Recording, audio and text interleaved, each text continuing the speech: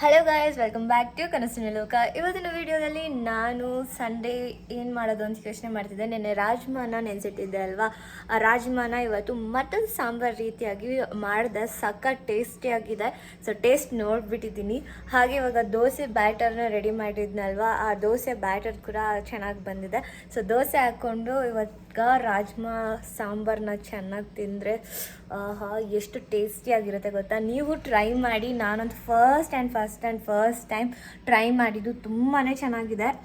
ಮತ್ತು ಇವಾಗ ಮಾಡ್ಕೊಂಡು ತಿನ್ನಬೇಕು ದೋಸೆನ. ನಮ್ಮ ಯಜಮಾನ್ರಿಗೆ ಕೊಟ್ಟು ಕಳಿಸಿದೆ, ಆವಾಗ ಟೇಸ್ಟ್ ಮಾಡಿ ನೋಡಿದೆ ನಾನು, ಸಖತ್ತಾಗಿತ್ತು. ಹಾಗೆ ಇವತ್ತಿನ ಡೇ ಬಂದು ಸಂಡೇ. ಇವತ್ತು ಸಂಡೇ ಮಾರ್ನಿಂಗಿಂದ ವ್ಲಾಗ್ನ ಸ್ಟಾರ್ಟ್ ಮಾಡಿದ್ದೀನಿ. ನಾನು ದೋಸೆ ಬ್ಯಾಟರ್ನ ಯಾವ ರೀತಿಯಾಗಿ ನೆನೆಸ್ಕೊತೀನಿ ಅಂತ ಹೇಳಿದ್ರೆ, ನಾನು ಒಂದು ಗ್ಲಾಸ್ನ ಇಟ್ಕೊಂಡಿದ್ದೀನಿ ಅಳತೆಗೋಸ್ಕರ. ಆ ಗ್ಲಾಸಲ್ಲಿ 2 ಲೋಟದಷ್ಟು ಅಕ್ಕಿ ಮತ್ತು ಅದೇ ಲೋಟದ ಅರ್ಧದಷ್ಟು ಉದ್ದಿನಬೇಳೆ ಹಾಕ್ಕೊಂಡು ರುಬ್ಬೋವಾಗ ಅವಲಕ್ಕಿನ ಆ್ಯಡ್ ಮಾಡ್ಕೊತೀನಿ. ಹಾಗೆ ಮೆಂತೆಕಾಳು ಕೂಡ ನೆನೆಸಿಟ್ಟಿರ್ಬೇಕಾಗಿರುತ್ತೆ ಉದ್ದಿನಬೇಳೆ ಜೊತೆಗೆ. ಉದ್ದಿನಬೇಳೆ ಮತ್ತು ಅಕ್ಕಿನ ನಾವು ನೆನೆಸಿರ್ತೀರಲ್ಲ, ಆವಾಗ ನಾವು ರುಬ್ಕೊಳ್ಳೋವಾಗ ಅವಲಕ್ಕಿನ ನೆನೆಸ್ಬಿಟ್ಟು ಅದನ್ನು ನೀಟಾಗಿ ತೊಳೆದ್ಬಿಟ್ಟು ರುಬ್ಕೊಂಡ್ರೆ ತುಂಬಾ ಟೇಸ್ಟಿಯಾಗಿ ಹಾಗೆ ಕ್ರಿಸ್ಪಿಯಾಗಿ ನಮಗೆ ದೋಸೆ ಅನ್ನೋದು ಬರುತ್ತೆ.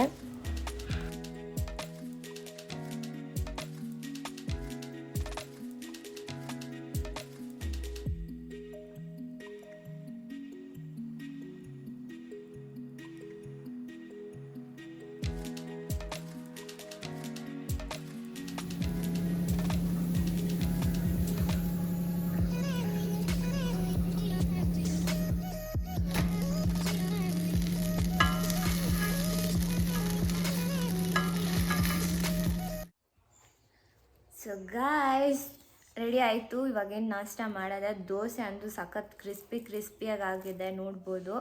ಮತ್ತು ಸಾಂಬಾರಂತೂ ಸ್ಮೆಲ್ ಎಷ್ಟು ಚೆನ್ನಾಗಿ ಬರ್ತಿದೆ ಅಂದರೆ ಸೂಪರಾಗಿ ಬರ್ತಿದೆ. ನನಗಂತೂ ವೆಯ್ಟ್ ಮಾಡೋಕ್ಕೆ ಆಗ್ತಿಲ್ಲ ಟೇಸ್ಟ್ ಮಾಡೋಕ್ಕೆ.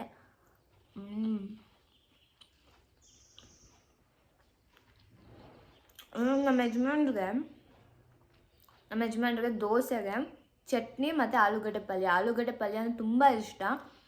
ನನಗೆ ನೆನ್ನೆ ರಾಜ್ಮಾ ತಿನ್ನಬೇಕಂತ ತುಂಬ ಆಸೆ ಆಗಿಬಿಟ್ಟಿತ್ತು. ಅದಕ್ಕೆ ರಾಜ್ಮಾನ ನೆನೆಸಿದೆ.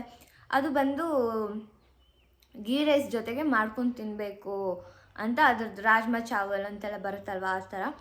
ಸೊ ಅದಕ್ಕೆ ನಾನೇನಪ್ಪ ಮಾಡೋದಂತ ನಾನು ಯೋಚನೆ ಮಾಡಿದೆ. ಆವಾಗ ನನಗೆ ಐಡಿಯಾ ಬಂದಿದೆ, ದೋಸೆಗೆ ಚಿಕನ್ ಸಾಂಬಾರಿದ್ರೆ ಎಷ್ಟು ಟೇಸ್ಟಿಯಾಗಿರುತ್ತೆ. ಚಿಕನ್ ಸಾಂಬಾರು, ಮಟನ್ ಸಾಂಬಾರು ತುಂಬಾ ಚೆನ್ನಾಗಿರುತ್ತೆ.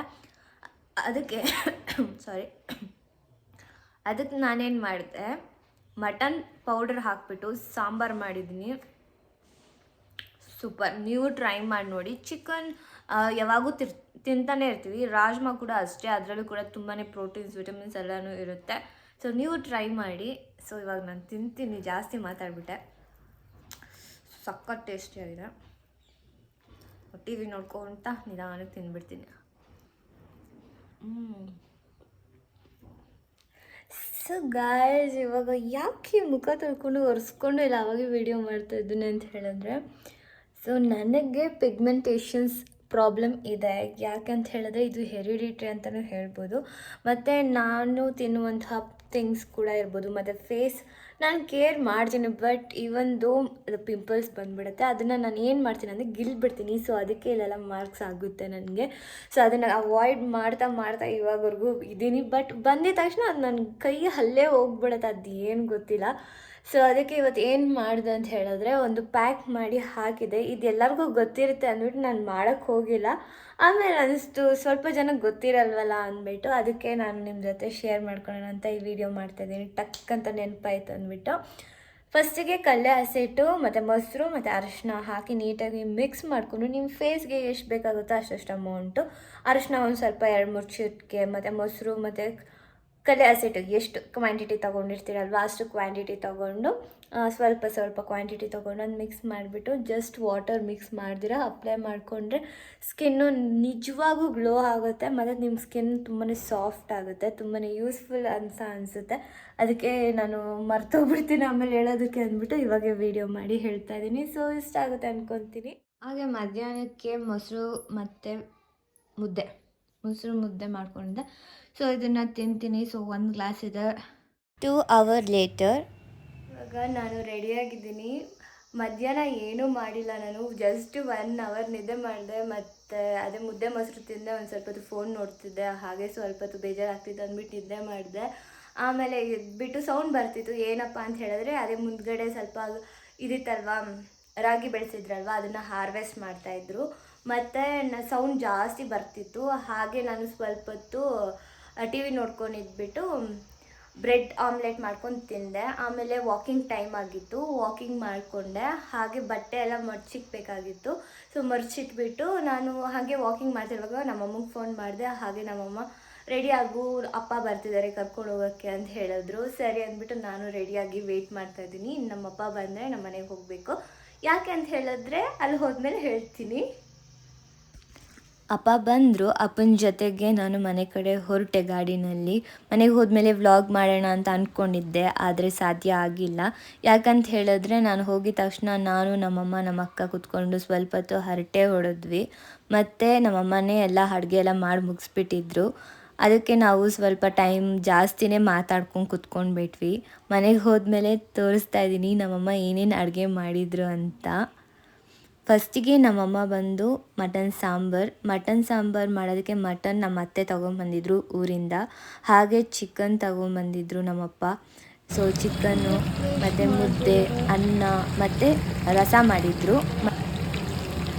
ಇದು ನೋಡಿ, ಫಿಶ್ ತಲೆ ಎಲ್ಲ ವೇಸ್ಟ್ ಆಗಲಿ ಮಿಕ್ಕಿರ್ತಲ್ಲ, ಅದನ್ನು ಬಿಸಾಕ್ಬಾರ್ದು. ತುಂಬ ಒಳ್ಳೆಯದು, ಅದರಲ್ಲೇ ಶಕ್ತಿ ಇರೋದು. ಅದಕ್ಕೋಸ್ಕರ ರಸ ಮಾಡಿದ್ವಿ. ಅದು ಕೇಳ್ತಿರಲ್ಲ, ಜಾಸ್ತಿ ಸೌಂಡ್ ಇತ್ತು. ಇವಾಗ ಹೇಳಿ, ಏನು ಮಾಡಿರೋದು? ಫಿಶ್ ತಲೆ ರಸಂ. ನೆಕ್ಸ್ಟ್ ಡೇ ಬೆಳಗ್ಗೆಯಿಂದ ಏನು ವ್ಲಾಗ್ ಮಾಡೋಕ್ಕಾಗಿಲ್ಲ. ಯಾಕಂತ ಹೇಳಿದ್ರೆ ಎದ್ದಿದ್ದೇ ಲೇಟು. ಹಾಗೆ ಬಟ್ಟೆಗಳು ತುಂಬಾ ರಾಶಿ ಇತ್ತು. ನಮ್ಮ ಮನೆಯಲ್ಲಿ ನಾವು ವಾಷಿಂಗ್ ಮಿಷಿನ್ಗೆ ಹಾಕ್ತೀವಿ. ಯಾಕಂತ ಹೇಳಿದ್ರೆ ನಮ್ಮಮ್ಮ ಅವರು ವಾರಕ್ಕೆ ಒಂದೇ ಸಲ ಬಟ್ಟೆ ಒಗಿತಾರೆ. ಅದಕ್ಕೆ ನಾನು ಏನು ವ್ಲಾಗ್ ಮಾಡೋಕ್ಕಾಗಿಲ್ಲ. ಹಾಗೆ ಹೊರಗಡೆ ಹೋಗಿ ಮಸಾಲೆ ಪುರಿ ತಿನ್ಕೊಂಬರೋಣ ಅಂತ ಹೋಗಿದ್ದು. ಹಾಗೆ ನಾವು ಝೂಡಿಯೋ ಕೂಡ ಹೋಗೋಣ ಅಂತ ಅಂದ್ಕೊಂಡ್ವಿ. ಹೋಗ್ತಾ ನಮ್ಮ ಯಜಮಾನ್ರಿಗೆ ಹೇಳ್ತಿದ್ದೆ, ನಾನೊಂದು ಡ್ರೆಸ್ ನೋಡಿದ್ದೀನಿ, ಅದನ್ನು ನಾನು ಪರ್ಚೇಸ್ ಮಾಡ್ಕೊಬೇಕು ಅಂತ. ಸರಿ ನಡಿ ಅಂತ ಹೇಳಿ ಅವರು ಕರ್ಕೊಂಡು ಕೂಡ ಹೋದರು. ಬಟ್ ನಮ್ಮ ಬ್ಯಾಡ್ ಲಕ್ ಏನಂತ ಹೇಳಿದ್ರೆ, ನನಗೆ ಝೂಡಿಯೋಗೆ ಹೋಗೋಕ್ಕೆ ಇಷ್ಟ ಇತ್ತು. ಒಂದು ಸತಿ ಅದು ಹತ್ರ ಹೋಗಿದ್ದೆ, ಅದರ ಒಳಗಡೆ ಹೋಗಿದ್ದಿಲ್ಲ. ಇನ್ನು ಕನ್ಸ್ಟ್ರಕ್ಷನ್ ನಡೀತಾನೆ ಇತ್ತು. ಅದೇನಂತನೂ ಕರೆಕ್ಟಾಗಿ ಗೊತ್ತಾಗಿಲ್ಲ ನಮಗೆ. ಒಳಗಡೆ ಹೋಗಿದ ತಕ್ಷಣ ನಾನು ನೋಡಿದೆ, ನನಗೆ ಇಷ್ಟ ಆಗಿದ್ದ ಡ್ರೆಸ್ಸಸ್ಸು ಇತ್ತು, ಬಟ್ ನನ್ನ ಸೈಜ್ ಇದ್ದಿಲ್ಲ. ಸರಿ ಅಂತ ಹೇಳಿ ನಾವು ಹೊರಗಡೆ ಬಂದುಬಿಟ್ವಿ. ನೆಕ್ಸ್ಟ್ ನಾವು ಹೋಗಿದ್ದು ಕಲ್ಯಾಣ್ ನಗರಲ್ಲಿ ಇರುವಂತಹ ಡೆಕೆತ್ಲಾನ್ಗೆ. ಈ ಡೆಕೆತ್ಲಾನು ಹೊಸದಾಗಿ ಲಾಂಚ್ ಆಗಿದೆ ಅಂದ್ಬಿಟ್ಟು ನಮ್ಮ ಯಜಮಾನ್ರು ಹೇಳಿದರು. ಹೊರಗಡೆಯಿಂದ ನೋಡಿದ್ರು. ಸರಿ ಅಂದ್ಬಿಟ್ಟು ಒಳಗಡೆ ಹೋದ್ವಿ. ಅಲ್ಲಿ ಏನೋ ಸ್ವಲ್ಪ ಪರ್ಚೇಸ್ ಮಾಡಬೇಕಾಗಿತ್ತು. ಯಶ್ವಿನ್ಗೆ ಒಂದು ಹುಡಿ ತೊಗೊಬೇಕಾಗಿತ್ತು. ಅದನ್ನು ನೋಡಿದ್ರು, ಬಟ್ ಅಲ್ಲಿ ಇದ್ದಿಲ್ಲ. ಸರಿ ಅಂದ್ಬಿಟ್ಟು ಹೊರಗಡೆ ಬಂದ್ವಿ. ನೆಕ್ಸ್ಟ್ ನಾವು ಹೋಗಿದ್ದು ಹೆನ್ನೂರು ಹತ್ರ ಇರುವಂತಹ ಡೆಕೆತ್ಲಾನ್ಗೆ. ಇಲ್ಲಿ ನಾವು ಹೋಗಿದ ತಕ್ಷಣ ನೋಡ್ಬೋದು ಕ್ರಿಸ್ಮಸ್ ಸೆಲೆಬ್ರೇಷನ್ ರೋಡಲ್ಲಿ ಎಷ್ಟು ಚೆನ್ನಾಗಿ ಮಾಡ್ತಿದ್ದಾರೆ ಅಂದ್ಬಿಟ್ಟು. ಕ್ರಿಸ್ಮಸ್ ಸ್ಯಾಂತಾ ಥರ ಎಲ್ಲ ಡ್ರೆಸ್ ಹಾಕ್ಕೊಂಡು ಸೌಂಡ್ ಬಾಕ್ಸಸ್ ಎಲ್ಲ ಇಟ್ಕೊಂಡು ಈ ಥರ ಮಾಡ್ತಿದ್ರು. ನಮಗೂ ಹೊಸದಾಗೆ ಇತ್ತು. ನಾವು ಹೊರಗಡೆನೇ ಹೆಚ್ಚಾಗಿ ಹೋಗೋದಿಲ್ಲ, ಸ್ವಲ್ಪ ನನಗೆ ಹೊಸದು ಅನಿಸ್ತದೆ. ಹಾಗೆ ನೋಡ್ತಾ ಇದ್ದೀರಲ್ವ ಡೆಕೆತ್ಲಾನ್, ಹೆನ್ನೂರು ಹತ್ರ ಹೋದ್ವಿ. ಯಶ್ವಿನ್ಗೆ ಇದೊಂದು ಪರ್ಚೇಸ್ ಮಾಡೋಣ ಅಂದ್ಕೊಂಡ್ವಿ. ಅವನಂತೂ ಹಾಕೋಳಕ್ಕೆ ರೆಡಿ ಆಗಿದ್ದಿಲ್ಲ, ಮತ್ತು ಅದು ತುಂಬ ದೊಡ್ಡದಾಗಿತ್ತು. ಸರಿ ಅಂತ ನಾವು ನಮ್ಗಿಂತ ಯಶ್ವಿನೇ ಸಖತ್ ಎಂಜಾಯ್ ಮಾಡಿದ್ದು ಡೆಕೆತ್ಲಾನಲ್ಲಿ. ಅವನಿಗಂತೂ ಫುಲ್ ಕ್ರೇಜಿ ಆಗಿಬಿಟ್ಟಿದ್ದ. ಅಲ್ಲಿ ಹೋಗಿ ನೋಡ್ತಾ ಇದ್ದೀರಲ್ವ, ಮನೆಯಲ್ಲೂ ಇದೇ ಕೆಲಸನೇ ಮಾಡೋದು. ಏನಾದರೂ ಸಿಕ್ಕಿದ್ರೆ ಈ ಥರ ಜಾಡಿಸ್ಕೊಂಡು ಹೋಗೋದು ಮುಂದಕ್ಕೆ. ಹಾಗೆ ನಾವು ಒಂದು ಸ್ವಲ್ಪ ಹೊತ್ತು ಅವನಿಗೆ ಸೈಕಲ್ ಕೂಡ ಆಡಿಸಿದ್ವಿ. ಮತ್ತು ನಾನು ಕಲ್ತಿದ್ದ ಪಾಠ ಏನಂತ ಹೇಳಿದ್ರೆ, ಮಕ್ಕಳನ್ನ ಕರ್ಕೊಂಡು ಹೋಗೋದಂತೂ ತುಂಬಾ ರಿಸ್ಕಿ ಟಾಸ್ಕ್ ಅಂತಲೇ ಹೇಳ್ಬೋದು. ಯಾರ್ಯಾರು ಮಕ್ಕಳು ಇಟ್ಕೊಂಡು ಹೊರಗಡೆ ಶಾಪಿಂಗ್ ಹೋಗ್ತಾರಲ್ಲ, ಅವ್ರಿಗೊಂದು ಸೆಲ್ಯೂಟ್ ನನ್ನ ಕಡೆಯಿಂದ. ಹಾಗೆ ನಾನು ಬಂದು ಈ ಒಂದು ಡ್ರೆಸ್ನ ಪರ್ಚೇಸ್ ಮಾಡಿದೆ. ಇದು ನನಗೆ ತುಂಬಾ ಇಷ್ಟ ಆಗಿತ್ತು, ಕಲರ್ ಮತ್ತು ಪ್ಯಾಟರ್ನು. ಹಾಗೆ ಯಶ್ವಿನ್ಗೆ ಈ ಒಂದು ಹುಡಿನ ಪರ್ಚೇಸ್ ಮಾಡಿಕೊಂಡು ಮನೆ ಕಡೆ ಹೊರಟ್ವಿ. ನನ್ನ ಬರ್ಡೇ ಡ್ರೆಸ್ ಅಂತೂ ಇನ್ನೂ ಪರ್ಚೇಸ್ ಮಾಡಿಲ್ಲ. ಅದು ಯಾವಾಗ ತೊಗೊತೀನೋ ನನಗೂ ಗೊತ್ತಿಲ್ಲ. ಸೊ ನೀವು ಕೂಡ ವೆಯ್ಟ್ ಮಾಡ್ತಾಯಿರಿ. ಮತ್ತು ತುಂಬ ಚೆನ್ನಾಗಿ ಏನು ವೀಡಿಯೋ ಮಾಡೋಕ್ಕಾಗಿಲ್ಲ, ಇನ್ನು ಕಲಿತಾ ಇದ್ದೀನಿ. ಸೊ ಹೊರಗಡೆ ಎಲ್ಲ ಹೋದಾಗ ಸ್ವಲ್ಪ ಆಗುತ್ತೆ ಕಷ್ಟಗಳು ವ್ಲಾಗ್ ಮಾಡೋದಕ್ಕೆ. ಸೊ ಇದು ನನ್ನ ಒಂದು ಸಣ್ಣ ಪ್ರಯತ್ನ ಆಗಿತ್ತು. ಯಶ್ವಿನ ಕರ್ಕೊಂಡು ಹೋಗ್ಬಿಟ್ಟು ಸ್ವಲ್ಪ ನಾವು ರಾಂಗ್ ಮಾಡಿದ್ವಿ. ಯಾಕೆಂತ ಹೇಳಿದ್ರೆ ನಮಗಿನ್ನೂ ಅವನ್ನ ಒಂದು ಸತಿನೂ ಅಷ್ಟೊಂದು ದೂರ ಎಲ್ಲ ಕರ್ಕೊಂಡು ಹೋಗಿ ರೂಢಿ ಇದ್ದಿಲ್ಲ ಅಲ್ಲ, ಅದಕ್ಕೆ ಅವನನ್ನು ನೋಡ್ಕೊಬೇಕು, ಹಾಗೆ ನಾವು ವೀಡಿಯೋನು ತೆಗಿಬೇಕಾದ್ರೆ ಸ್ವಲ್ಪ ಕಷ್ಟ ಆಯಿತು. ಸೊ ನೆಕ್ಸ್ಟ್ ಟೈಮಿಂದ ನಾನು ಆದಷ್ಟು ಇನ್ನೂ ಚೆನ್ನಾಗಿ ವೀಡಿಯೋ ಮಾಡೋಕ್ಕೆ ಟ್ರೈ ಮಾಡ್ತೀನಿ. ಈ ವಿಡಿಯೋ ನಿಮ್ಗೆ ಇಷ್ಟ ಆಗಿದ್ರೆ ಪ್ಲೀಸ್ ಲೈಕ್ ಮಾಡಿ, ಶೇರ್ ಮಾಡಿ, ಕಮೆಂಟ್ ಮಾಡಿ ಅಂತ ಕೇಳ್ಕೊತ ಈ ವಿಡಿಯೋನ ಇಲ್ಲೇ ಎಂಡ್ ಮಾಡ್ತಾ ಇದ್ದೀನಿ. ಇನ್ನು ನನ್ನ ಚಾನಲ್ನ ಸಬ್ಸ್ಕ್ರೈಬ್ ಮಾಡ್ಕೊಳ್ಳೋದನ್ನ ಸಬ್ಸ್ಕ್ರೈಬ್ ಮಾಡ್ಕೊಳ್ಳೋದನ್ನು ಮರಿಬೇಡಿ. ನಾಳೆ ಸಿಗೋಣ, ಬಾಯ್.